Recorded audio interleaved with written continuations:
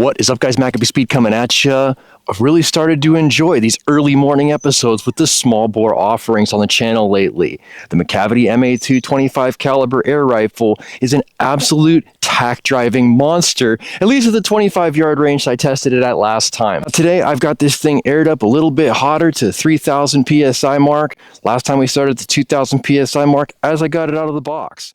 Gave it a more nominal fill, got all my magazines filled up, and I'm going to go directly to 50 yards for you guys. I feel like a rifle should be able to be left in a case for a week plus with nothing done to it and have no settings changed. So today we're going to be able to see that and see whether or not we were successful as far as our initial sight in last week is concerned. If we need to make any adjustments along the way, we'll go ahead and do those together. But I do want to go ahead and not only establish my 50-yard grouping and my energy, but also double that distance and then see what I'm doing at the 100-yard range. In this episode, I'm also going to suss out exactly what my shots per fill look like as far as one 3,000 psi fill that would be easily accommodated by a hand pump on this rifle. Let's get right into it, guys. Now, if there's one thing I remember about last week's episode is that this rifle has no effort required. It's very likely to be my daughter's first rifle because of the simplicity of the click and snick that it brings to the table.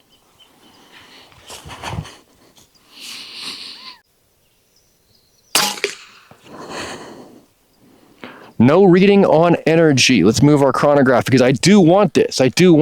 Right? 2539 air arms is our current projectile. 874. Almost pellet on pellet. I'm going to go through a 5-shot group and just spout off the numbers for you. Cool, real cool. 884. So simple, man. 884 duplicate. So we're really right in that meat and potatoes area of FPS where we get stable velocity with a skirted projectile. This thing's set up for pellets. Haven't tested it with the slugs yet, but it has no problem eating the budget ammunition that most people are going to find in their pellet boxes. One shot to round out the group. I'm all under pressure now because I look down there and I'm like, man, this is better than I normally shoot. Am I going to blow the group? Man, totally possible. My life, totally possible. 881 on velocity, and I'm totally happy with that. 100% totally happy with that result. 5 rounds, 50 yards, 881, standard deviation of less than 10 FPS, really simple to accomplish. Like I could see my heartbeat in the scope. I know I probably could have tightened up my fundamentals, but I'm not a bench rest shooter. So for an average guy with an average setup on an average day using pellets, that's good for me at 50. Damn, I keep getting closer, but the holes don't really seem to be getting any bigger. That's a really good group, bro. Wow. Man, if you're unhappy with that, you have unrealistic expectations. That's fire. I do like that. All right, guys, this is where we sit after those first 5 shots. 3,000 psi on the gauge is where we started, and I'm pretty much going to run this down until my impact shifts. So for this distance I've shot this rifle, haven't made any major improvements in skill set. So we'll see what happens.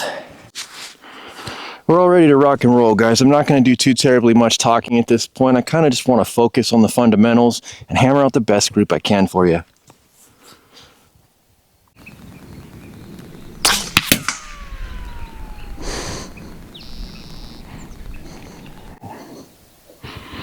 Okay, so that's pretty cool, actually. What happened was we hit the very, very, very top of the bottom target, which is an angled steel plate, and we saw that deflection up into the target itself. So I'm going to go up about this much and shoot again. You can kind of see it 2 to 4 inches above the center diamond on that center target. We're going to continue to drag it up that much. Oh, it's good enough for me, dude. Right there. That's my sight in. Literally, that's my sight in forever. Oh, yo. Let's give this thing some help and tighten down turrets like the best we possibly can, because this thing's performing equal to anything in my collection.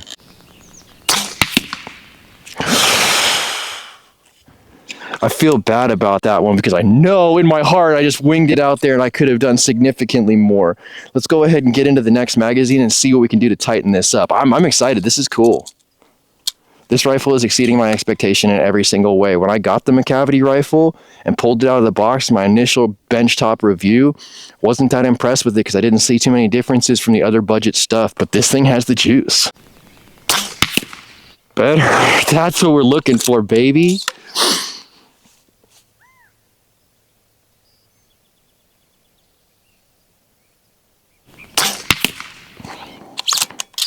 I knew I pulled that one to the right.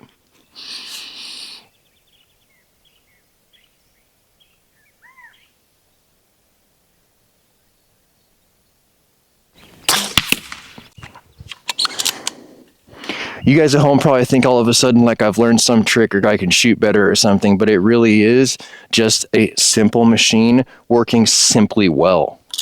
A little bit of a drop there.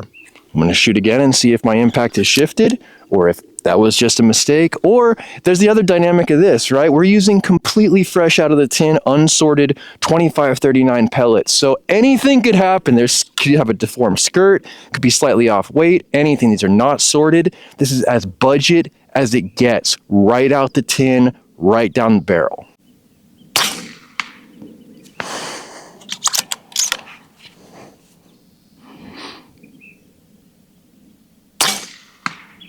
Okay, so I'm shifting a little bit. Where am I at pressure-wise? I do think my impact is shifting because to see those first 10 shots or so be like laser consistent, looks like I'm at about 2,000 PSI right now.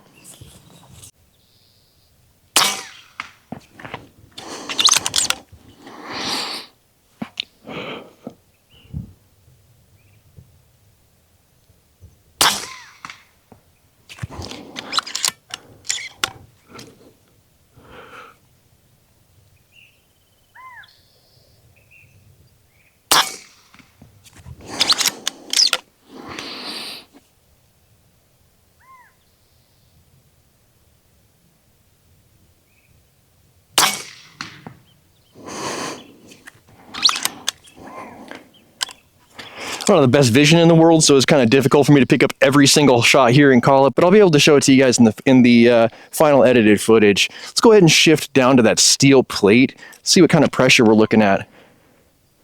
Just under 2,000 PSI at this point.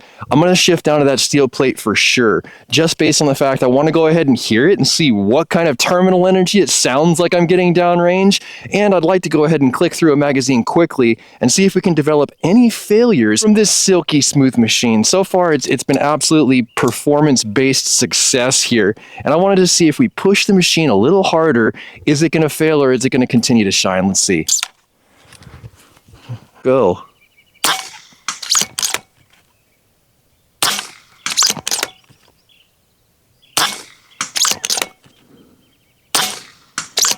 Not even trying. Straight up, not even trying. Why is it doing so good? I know it's not me, because I low-key suck.